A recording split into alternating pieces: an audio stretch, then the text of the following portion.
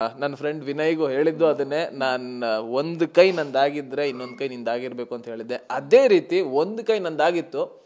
And Sudeep sir ಕೈ ಹಿಡ್ಕೊಳ್ಳೋದೇ ಒಂದು ಅದೃಷ್ಟ ಮೇಡಮ್. ಅವ್ರನ್ನ ಪ್ರತಿ ವಾರ ಅವ್ರನ್ನ ಅವ್ರಿಗೋಸ್ಕರ ಕಾಯ್ತಾ ಇದ್ದೆ. ಏನಾದರೂ ಈ ವಾರ ಏನಾದರೂ ತಪ್ಪು ಮಾಡಿದ್ದಾನ, ಏನಾದರೂ ಕ್ಲಾಸ್ ಇದೆಯಾ ನನಗೆ ಅನ್ನೋ ರೀತಿ ನಾನು ವೆಯ್ಟ್ ಮಾಡ್ತಿದ್ದೆ. ಅವ್ರನ್ನ ಅಷ್ಟು ಹತ್ರದಿಂದ ನೋಡಿ ಅವ್ರ ಕೈಯನ್ನು ಹಿಡ್ಕೊಂಡು ಅವ್ರ ಕೈಯಿಂದ ನನ್ನ ಕೈ ಎತ್ತಿ ನನ್ನ ಗೆಲುವನ್ನು ಹೇಳಿದ್ರಲ್ಲ, that is the most best thing in my life. And ಈ ಒಂದು ಟ್ರೋಫಿ ಏನಿದೆ ಒಂದು ವಾರದಿಂದ ಬಿಗ್ ಬಾಸ್ ಮನೆ ಒಳಗಡೆ ಇಟ್ಟಿದ್ರು.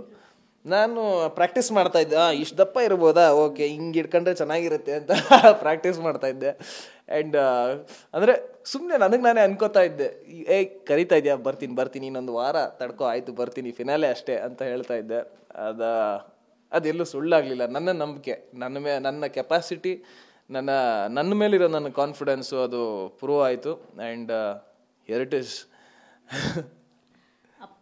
ನನ್ನ ಫ್ರೆಂಡ್ ವಿನಯ್ಗೂ ಹೇಳಿದ್ದು ಅದನ್ನೇ. ನಾನು ಒಂದು ಕೈ ನಂದಾಗಿದ್ರೆ ಇನ್ನೊಂದು ಕೈ ನಿಂದಾಗಿರ್ಬೇಕು ಅಂತ ಹೇಳಿದ್ದೆ. ಅದೇ ರೀತಿ ಒಂದು ಕೈ ನಂದಾಗಿತ್ತು. ಆ್ಯಂಡ್ ಸುದೀಪ್ ಸರ್ ಕೈ ಹಿಡ್ಕೊಳ್ಳೋದೇ ಒಂದು ಅದೃಷ್ಟ ಮೇಡಮ್. ಅವ್ರನ್ನ ಪ್ರತಿ ವಾರ ಅವ್ರನ್ನ ಅವ್ರಿಗೋಸ್ಕರ ಕಾಯ್ತಾ ಇದ್ದೆ. ಏನಾದರೂ ಈ ವಾರ ಏನಾದರೂ ತಪ್ಪು ಮಾಡಿದ್ದಾನ, ಏನಾದರೂ ಕ್ಲಾಸ್ ಇದೆಯಾ ನನಗೆ ಅನ್ನೋ ರೀತಿ ನಾನು ವೆಯ್ಟ್ ಮಾಡ್ತಿದ್ದೆ.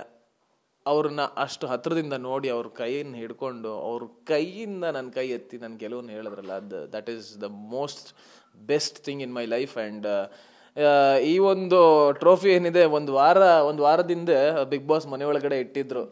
ನಾನು ಪ್ರಾಕ್ಟೀಸ್ ಮಾಡ್ತಾ ಇದ್ದೆ. ಇಷ್ಟು ದಪ್ಪ ಇರ್ಬೋದಾ, ಓಕೆ ಹಿಂಗೆ ಇಟ್ಕೊಂಡ್ರೆ ಚೆನ್ನಾಗಿರುತ್ತೆ ಅಂತ ಪ್ರಾಕ್ಟೀಸ್ ಮಾಡ್ತಾ ಇದ್ದೆ. ಆ್ಯಂಡ್ ಅಂದರೆ ಸುಮ್ಮನೆ ನನಗೆ ನಾನೇ ಅನ್ಕೋತಾ ಇದ್ದೆ, ಕರಿತಾ ಇದೆಯಾ, ಬರ್ತೀನಿ ಇನ್ನೊಂದು ವಾರ ತಡ್ಕೋ, ಆಯಿತು ಬರ್ತೀನಿ, ಫಿನಾಲೆ ಅಷ್ಟೇ ಅಂತ ಹೇಳ್ತಾ ಇದ್ದೆ. ಅದೆಲ್ಲೂ ಸುಳ್ಳಾಗಲಿಲ್ಲ. ನನ್ನ ನಂಬಿಕೆ, ನನ್ನ ಕೆಪಾಸಿಟಿ, ನನ್ನ ಮೇಲಿರೋ ನನ್ನ ಕಾನ್ಫಿಡೆನ್ಸು ಅದು ಪ್ರೂವ್ ಆಯಿತು. And here it is.